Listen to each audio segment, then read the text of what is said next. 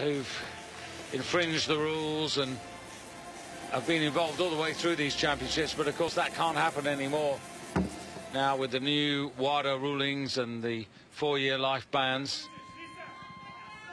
So, Tochiev. So this is for 5 out of 6. And as you put it the other day, no man's land.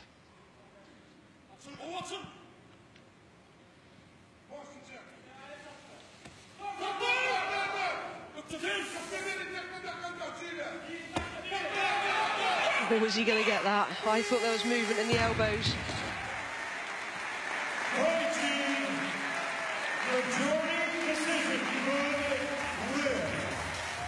Majority decision, good lift. Centre referee picked up on it. Well, he did all the right things though to convince everybody it was a good lift. Yes, he did, and that is a tremendous personal best, 12 kilos up on his previous best clean and jerk.